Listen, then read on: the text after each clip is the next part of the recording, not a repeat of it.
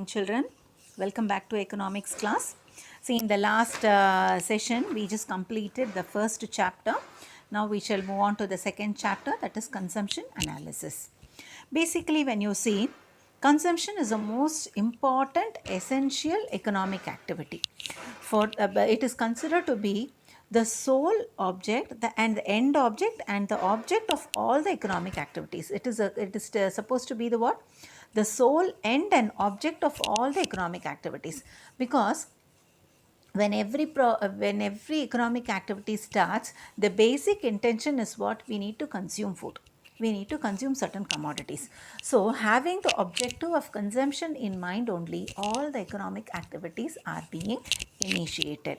So it is underline this, it is considered to be an essential economic activity, and it is defined as what is basically consumption. See, it is defined as the use of goods and services for what? For satisfaction of wants. Okay, basically you use the goods and services for the purpose of satisfying your consumer wants, your wants or desires or anything it can be. Now, in economics, consumption is both we learn at micro level as well as at macro level. At micro level, we learn about what is the consumption of an individual, what is my necessity, what is my desires, and what is my income. All those we learn under micro levels. When we take macroeconomics as such, what is the necessity of what is the want of the country?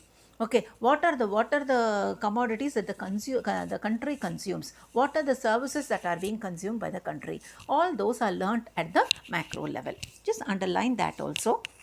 Underline this, consumption is the beginning of economic sciences. Just imagine when there is no consumption process. Okay, there will not be production process, there will not be exchange process, and there will not be distribution process also. And even to be very precise, okay, just imagine if no one becomes hungry, what will happen? You don't have to have food. You don't have to have to just run for getting a job. You don't have to earn money. You don't have to involve into any production process. Only when production is there, then comes the question of exchange and distribution. So the ultimate or the sole starting point of all the economic activities is consumption only. Now, let us, before going into the analysis of consumption, we need to understand about what are human wants. See, when we talk of human wants are nothing but desires, our wishes, that is being referred to as human wants. Wants are the basis. See, just because we have want, okay, there is an instinct for us to buy the commodities, is it? To buy and to consume the commodities. Now let us understand, just underline this, in ordinary language, desire and wants means the same, but in economics, okay, wants are what? The basis for all the human behavior. Okay, I see, when you are hungry, your behavior is different. When your stomach is totally full, the behavior is totally different. Am I true? It is true, is it? So it is a want which decides the behavior of a human being. So we learn about that in this particular topic. Let us understand the characteristics of wants, human wants. Basically, human wants are unlimited in nature. That is, wants are countless. You cannot just count your wants, and it is of various types rather, because if one want is satisfied, another want will automatically crop up. See, human wants, it has multiplied along with the growth of the civilization. During the early civilization, when man came into the started living in a groups, when civilization originated, their basic need was only food. Okay, their basic need was food and a minimum of clothing and a place to rest. That's all. As civilization grew, people also started multiplying their wants. Just imagine, with this present civilization, what is civilization? It is simply an ordinary way of living. Okay, an organized way of living in an environment where we live.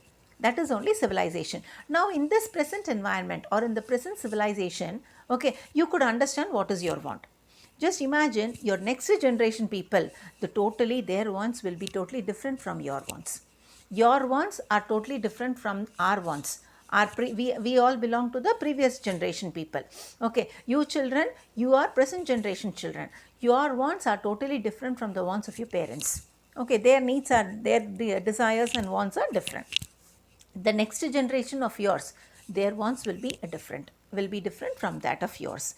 Next is wants become habits. Very simple. If a person has got the habit of taking up supari, okay, what is it? What is supari? Pak. Okay, if he has got the habit of taking supari after food, okay, what will happen? The need to have supari will become his want. Okay, so that is against it. How has it crept in? It is because of the habit only. Likewise, newspaper. Many of us would have been got addicted. Morning, you have to read the news. So again here, newspaper has become a want here because of the habit of reading the newspaper. Next is wants are satiable. Satiable means you can satisfy your want. See, we have got n number of wants. We cannot satisfy all our wants at the same time. So what we have to do, a particular want can be satisfied now and the next one can be postponed to some other time also. Just imagine by 12 o'clock, okay, if you have the desire to go and watch a movie in the theatre, is it possible? Definitely no. At the max, you can just watch a movie in the television only. So this want could be postponed to the next day itself. So right now in this situation, is it possible for us to go and watch a movie? If our desire is that, it is not possible. So what we have to do, we need to satisfy the want that at this particular time and postpone the wants which could be satisfied later. So wants are satiable in nature, which means, okay, gives satisfaction. Okay, once that want is met, you attain satisfaction. Next is wants are alternative. See, for example, wants are alternative in the sense to satisfy a particular need. Okay, you have two or three ways rather. See, for example, if you are hungry, to suppress your hunger, you can either eat idli or dosa or pongal or bread or anything you can eat. That would suppress your anger. Hunger rather. Suppose if you wanted to go to a place, you can reach the place either by going in a two-wheeler or in a four-wheeler, or you can use a bus also. So to satisfy a particular want, okay, there are so many alternatives to satisfy that. Next is wants are complementary. Complementary means the existence of one will support the existence of the other. Say for example, I'll give you, if you wanted to write, what all do you need? You need a paper, you need ink and you need pen. Yes, without this you cannot write. A pen without ink is not of any use. So ink and pen are complementary to each other. You have to buy both only to write, to satisfy the want of writing. Likewise, mobile. Okay, you have a mobile. If you wanted to make a call, okay, what are the options? Either you need an internet connection, okay, or else you need a SIM. So both are what? Both are different products, but they complement each other. One cannot exist. See, just because you have only SIM, you do not have a mobile, will your want of calling be satisfied? It cannot be done. Likewise, you have a mobile, but you don't have a SIM. Can you call? That is also not possible. So, wants are complementary in nature, which means to satisfy a particular want, you need two or more than one commodity.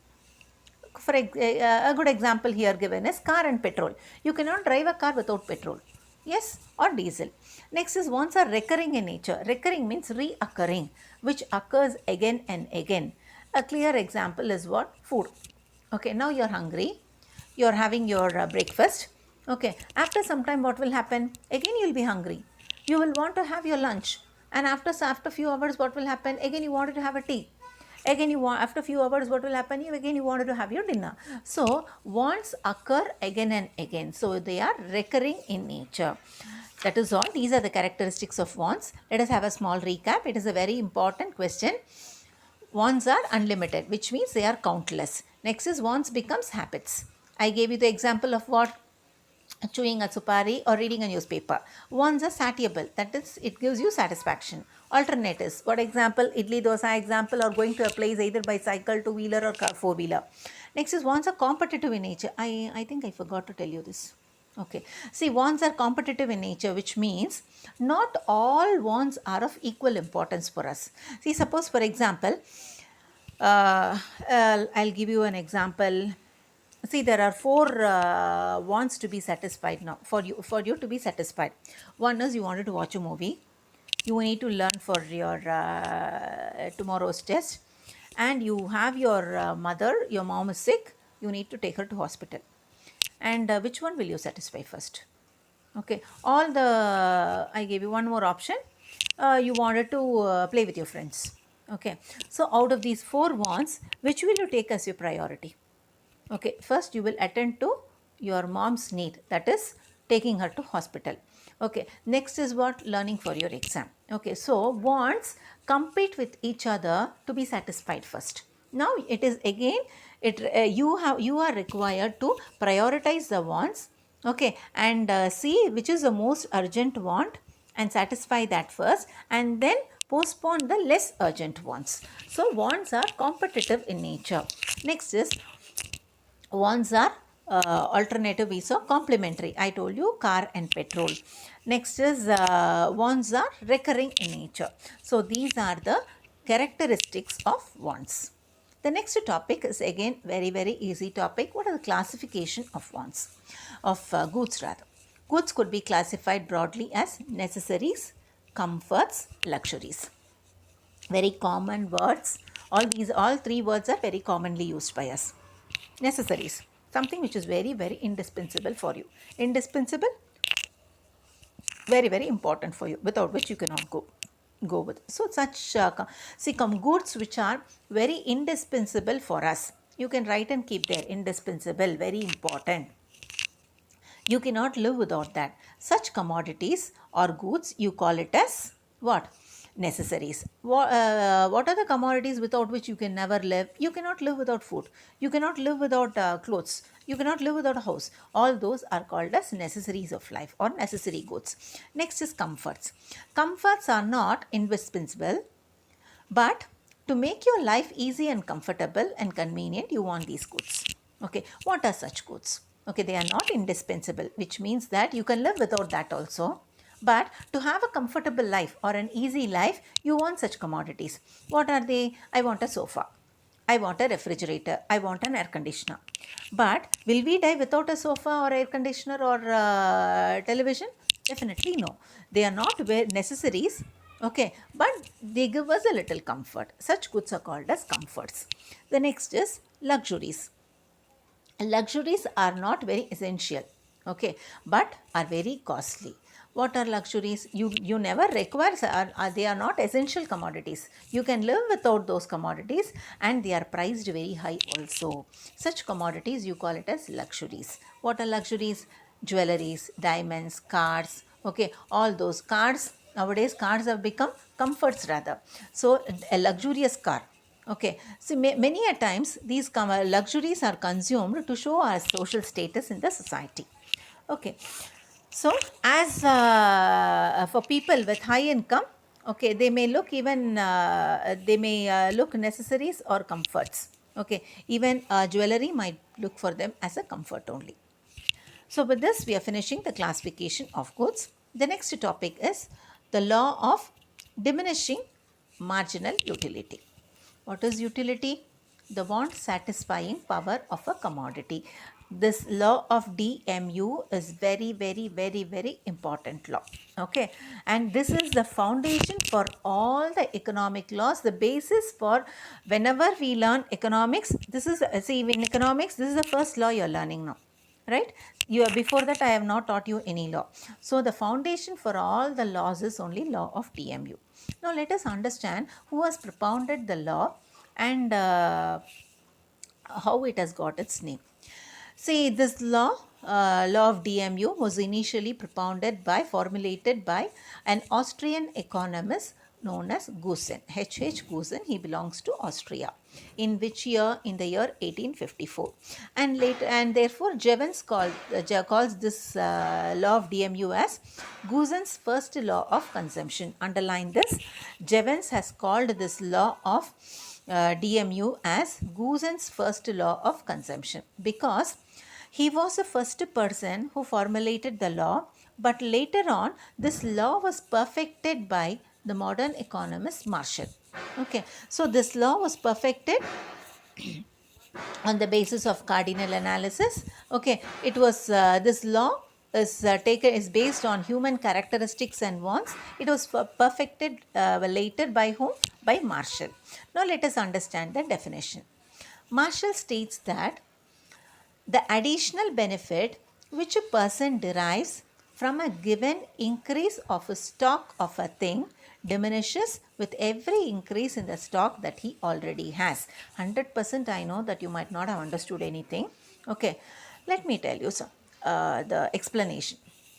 Suppose if you have something already, let me tell you, already you have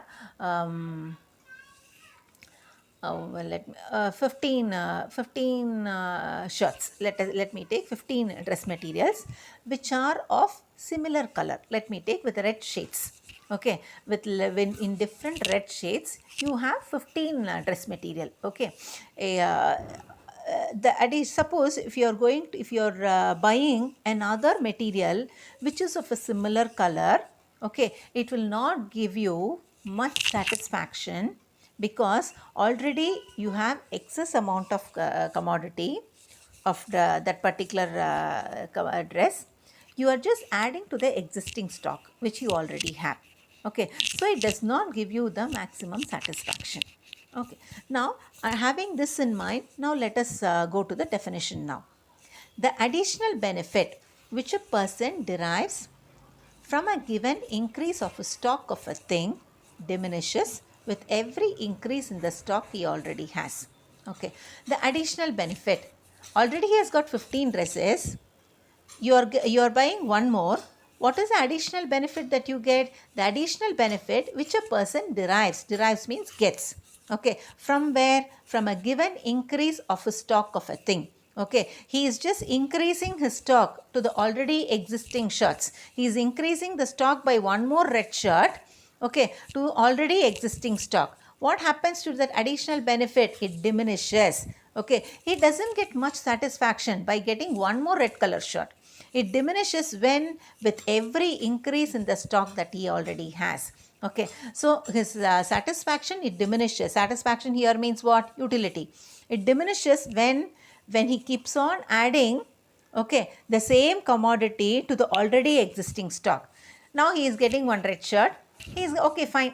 I've got it. It is a little convincing only. Again, he is getting a similar shirt of that type. Will it give him satisfaction? Definitely no. It decreases with every increase in the stock that he already has. Split this definition and learn the additional benefit. Put a slash. Who derives? Which a person derives. Where from he derives? From a given increase of a stock of a thing. Already he has got a stock of the same thing. He is just adding to that. Okay, what will happen to the additional benefit? Diminishes with every increase. Diminishes with what? Every increase in the stock that he already has. Okay, his satisfaction keeps diminishing when he keeps on adding to the existing stock of commodity which he already has. Now, whenever there is a law is being propounded, the law will hold good only under certain conditions or assumptions. What are those conditions? According to Marshall, he says that utility can be measured by cardinal numbers such as 1, 2, 3. He says utility, you can measure the satisfaction by giving numbers to the utility. One unit of satisfaction. What is the unit of measurement of utility? Util. Hope you remember in the last lesson we learned. Okay, so he gives numbers for utility by saying 1 unit of satisfaction, 2 units of utility. The next assumption is marginal utility of money of consumer remains constant. According to him, when you keep on adding more and more units of money, you have the same satisfaction. Okay, for the accumulated money also. See, for example, a person has got 100,000 crores of rupees, 100,000 crores rupees. Now, again, one more crore is added to that. He gets the same satisfaction. Again, one more crore is added to that. He gets the same satisfaction. This is what is meant as marginal utility of money remaining constant. Okay. And next is the consumer should be a rational human being, and his aim is to attain maximum satisfaction with minimum expenditure. He should be a rational man. Who is a rational person? A rational person is one who should feel that for the money he is spending, he should get the best benefit. All of us, we are rational to some extent, is it? Because when I spend some money, I see that I'm getting the best satisfaction by spending the money. So the person who has taken for experimentation should be what? A rational consumer. Next is a unit of commodity consumed must be reasonable in size. Okay. See, for example, here I'll be taking you through an example. It should be the example that should be taken, the commodity that is taken for consumption. No, it should be of reasonable size. Okay, it should not be very puny or tiny, or it should neither be too big also. Next is the commodity consumed should be homogeneous or uniform in character, size, weight, everything. Here, whatever the commodity it has been taken for study or illustration, it should be same only. Okay, see, for example, if I am taking dosa as an example for consumption, I need to consume dosa only. Okay, the weight of the dosas, quality of dosa, taste of dosa, and color of dosa, everything should remain same only throughout the process of consumption. Next is the consumption of goods must take place continuously in a given period of time. See, here they say only one commodity should be taken. The commodity should be of same weight, quality, taste, color, everything. It should be of reasonable size also. It should not be a small mini dosa. Neither it should be too big a dosa. Okay. Again, it should be continuously consumed without any time gap. And there should be no change in taste, habits, preferences, fashions, income, and character of the consumer. Next, seventh assumption is the consumer's taste should not change. The consumer's income should not change. The consumer's habit should not change. His fashion preference should remain constant throughout the process of consumption. So these are the 7 points under consumption. Now let us go to the explanation part. Here they have taken apple as an example to understand the law rather. Let me take, instead of apple, let me take ghee roast. Okay, let me take a ghee roast as an example for you to understand this concept. Okay. The law of diminishing marginal utility states that if a consumer continues to consume more and more of units of the same commodity, its marginal utility diminishes. This means that the more we have a thing, the less is the satisfaction or utility that we derive from the commodity, additional unit of it. Here, what example have we taken? We have taken the example of ghee roast. Okay, I think all of us, we like ghee roast. Very hot ghee roast with 2-3 chutneys. All of us like, is it? Yes, even I do like it. Here, the law of DMU, what does it state? When a consumer is consuming same units of commodity, okay, more and more units of the same commodity. If I am consuming ghee roast, after that I take ghee roast, after that I take again one more ghee roast, what will happen to my marginal utility? My marginal utility starts diminishing. Okay, what does it mean? When you consume the same commodity again and again, okay, you get lesser satisfaction. That is what the law says. Very simple. The illustration is given. To explain the illustration, let me go to the table directly so that it will be easy for you to understand. Table 2.1, it just tells us very, very clearly. Here, the example that is given in the textbook is apple. What have we taken? We have taken ghee roast as an example. Total utility is in the second column. Third column gives the marginal utility. Marginal utility means what? The additional utility taken you get when you consume one more unit of commodity. What is the extra satisfaction that you get when you add one more unit of the commodity is marginal utility. As I teach you, you will be understanding even more better. See, let us assume when you consume the first dosa, the amount of satisfaction that you get is 20 units. 20 utils of satisfaction you get. So, marginal utility is also 20. Okay, because you are very hungry. Okay, you are very, very hungry. You did not have anything in the morning and it is almost 1 o'clock that you are bent upon eating something. Your mom is giving you very hot ghee roast. Okay, so what will you do? What will be your level of satisfaction? It will be the highest. Okay, so you will immediately gobble the food, is it? That will only happen. So, you get the maximum utility of 20 units when you consume first dosa. Again, your hunger is not subsided. Okay, so you consume the second dosa. Now, total utility from 20, it increases to 35. Okay, now just see the marginal utility column. Marginal utility is what? When you consume one more unit of a commodity, what is the extra satisfaction that you get? Okay, here you are consuming the second dosa. What is the satisfaction that you obtain from the second dosa? Which will be 35 minus 20, which will be 15. That is only marginal utility. Okay, the additional satisfaction you get when you consume one more unit of a commodity. Okay, that is only marginal utility. Now you are consuming third dosa. Your total utility goes to 45. Marginal utility comes to 45 minus 35, which becomes 10. Fourth dosa, your total utility increases by 5 more units. Fifth dosa, your total satisfaction is at 50. Okay, just now let us come to the illustration. When you consume the second dosa, definitely, because your hunger is not subsided, again you get satisfaction. The satisfaction that is obtained by consuming the second dosa will be less than the satisfaction which you got while consuming the first dosa. Because the first dosa you were very hungry, so it has given you the best satisfaction. Now after consuming the first dosa, your hunger is subsided a little. So what happens? When you consume the second dosa, your satisfaction level has gone down.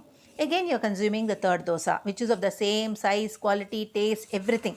Okay, because that is what we have assumed there. The satisfaction that you obtain by consuming third dosa will be less than that of the second dosa. Again fourth one you are consuming. Now what will happen to your satisfaction? It will still more reduce. You are consuming the fifth one. Okay, you don't get any satisfaction because your hunger is totally subsided down. Okay, while consuming that, you don't feel like, you don't get any additional satisfaction. Okay, now you are again consuming the sixth dosa. What happens to your satisfaction level? You don't like it now. So your satisfaction total utility comes down 45 units. What happens to your margin utility? 45 minus 50. It is minus 5 because your satisfaction has become negative. Again you are consuming one more dosa. Okay, your total utility comes down to how much? 35. Now what happens to your marginal utility? 35 minus 45, which is minus 10, which means you never want it. Your satisfaction level is going negative and negative. Okay, you will start puking only. So this is nothing but the law of DMU. Okay, as you consume more and more units of the same commodity, okay, the total utility increases beyond a certain level.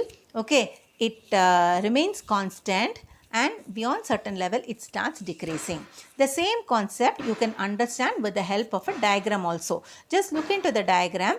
Okay, in this diagram we have taken, in the x-axis we have taken the number of units consumed.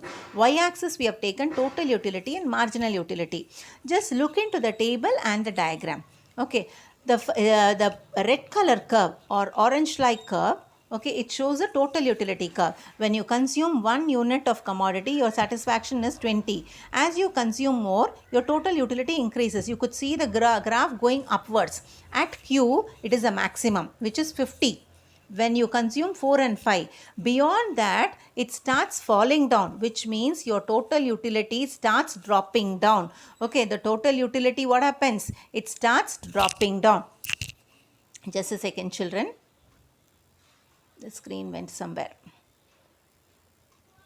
Okay, the total utility, it starts dropping down.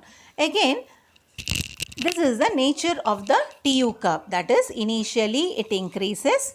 Beyond a certain level, it remains constant at 4 and 5. Beyond a certain level, it starts to fall down. Now look at the marginal utility curve. When you consume 1 unit, your marginal utility is 20. Second, 15. Third, 10. 4, 5. At 5th unit of commodity, your marginal utility is 0, which means it is touching the x-axis. Just observe, at 5, it is touching the x-axis. Can you see here, children? Okay, at the 5th unit of commodity, the marginal utility is 0. When marginal utility is 0, what happens to total utility? It is a maximum. It is at 50. Okay, beyond that, at 6th unit, MU is becoming negative. The line, its MU curve, it slopes downward and goes to the 4th quadrant, where it is minus. When MU is negative, what happens to TU? TU is dropping down. It is falling down.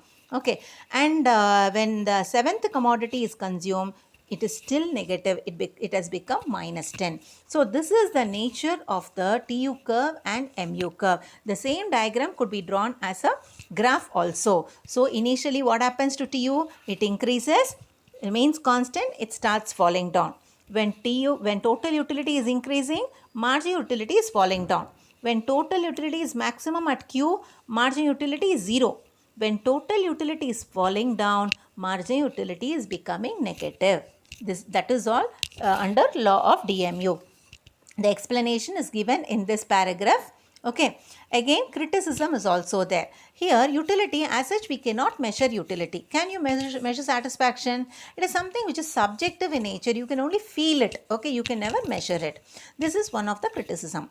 The next criticism is the law is based on unrealistic assumption. See, in reality, when you go to hotel, will you keep consuming dosa again and again? Never we do it. What do? Okay, first we consume a dosa, then if you are still hungry, you just go in for another item only, is it? We don't continuously consume dosa again and again. So it is unrealistic. Third criticism is the law is not applicable to indivisible commodities. See, there are certain commodities where the consumption has to be made one time. The investment, the amount of money that is spent cannot be recurring in nature. Okay, see, for example, buying a car. Okay, you cannot buy today one car, tomorrow one car, day after tomorrow one car. It is not possible. A house, you cannot divide the expenditure. Okay, so for such commodities, this law is not applicable. Okay, these are the three criticisms. And what are the exceptions to the law?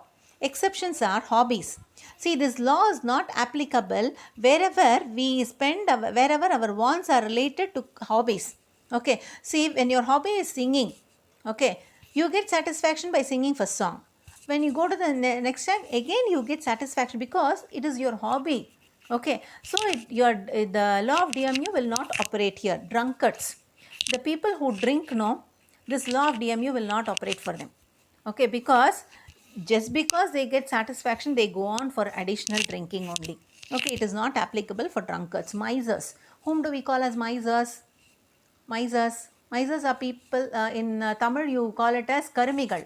Okay, a stingy person who never likes to spend money. Okay, for stingy people it doesn't apply. And for music, poetry, because all these gives us pleasure only. Okay, and for reading. So all these are the exceptions of the law. Next is the importance of the law of DMU. The first thing is, this law is one of the fundamental laws of consumption. So the first, because it is applicable in all the fields, you can just take this law and test in many of your personal situations also. It is applicable, universally applicable. That is why this law is called as law of universal application. Okay. This law, it is the basis for all the other consumption laws. See, in future we are going to learn, in the next class we'll be learning about law of equimargin utility. This law is the basis for that. For law of demand, it is the basis. For law of supply, this is the basis. For law of elasticity of demand, this is the basis. For law of consumer surplus, this is the basis. Next is, it is easy for the finance ministers. Okay, because when a person's income is increasing, his marginal utility of money will fall down, because his additional income will not give him much satisfaction. So what will happen is, the finance ministers can levy more tax for the rich people and less tax for the poor people. So this law is very helpful to fix the taxation slab by the finance ministers. Next is, just underline these important words alone. The second point, law is on the basis of all consumption laws. Third point, finance, it is easy for tax, a more moneyed person, more tax, and less moneyed person, they pay less tax. Next is, the law emphasizes an equitable distribution of wealth. The MU of money, marginal utility of money, is to the more moneyed is low. So redistribution of income from rich to poor is justifiable. See, for example, a person is he is a crorepati. Okay, an addition of 1 lakh to his money will not mean much to him. Okay, he is 1 more lakh is added to his already existing crores and crores of rupee. Will it give him more utility? Definitely no. On the other hand, a normal middle class person, 1 lakh money is being added to his income. Will his satisfaction level be high? Absolutely, it will be very high. Okay, his marginal utility for low moneyed people will be more, for more moneyed people it will be less. Okay, so what will happen? The study of the law helps in what? Distribution of the income. Okay, from the rich people to the poor people. This is one of the important macro objective of a country. That is, inequalities of income should be observed in a country. So for redistribution of income, the study about the law is very, very useful. Next, fifth point is, it explains the famous diamond water paradox. Okay, diamond water paradox. Both are totally, extremes. Diamond, what is diamond? Diamond is very, very costly. Okay, it is scarce also. It is not abundantly available. Okay, so the price of diamond is very high. The marginal utility of diamond is also very high. Okay, so though many people do not buy diamonds, okay, the price is high. The demand for diamonds are not as much as the demand for gold. Okay, so people don't buy much of diamond. The price is high. The utility is also very high, and it is scarce also. Take water. Water is abundantly available. Okay, and its marginal utility is how much? It is low only. What is the price of water? That is also low. But is water essential for us? Definitely yes. Is diamond essential for us? Definitely no. Okay, something which is not essential for us, the marginal utility is very high. Something which is very, very essential for us, the marginal utility is very, very low. The price is also very low. This only you call it as paradoxical. Paradoxical means something which is contradictory. Okay, in Tamil you say muranpadu. Okay, something which is scarce, which we need most, should be priced high only. But here it is scarce, it is priced high, but we don't want it. Okay, but here water, okay, it is abundantly available. We want it. Without that we cannot live. But what is the price of it? It is very cheap. Okay, so this you call it as paradoxical. So this law helps us to understand the marginal utility concept with respect to diamond and with respect to water. So this you call it as diamond water paradox. Just understand this concept, because it is not a book back question, but it can be asked in a 2 mark or 3 mark to understand if you have understood the concept of diamond water paradox. Okay, that is all for today's chapter, children. See, the next week you'll be having your exams. Okay, this topic is also included in the quarterly exam. Okay, till whatever I take, okay, probably tomorrow I'll be finishing the class. Okay, till whatever I take is included for your quarterly exam. Okay, thank you, children. Have a good day. Your homework will be, I want you to write the characteristics of wands and the classification of goods. Okay, thank you. Have a good day. Bye.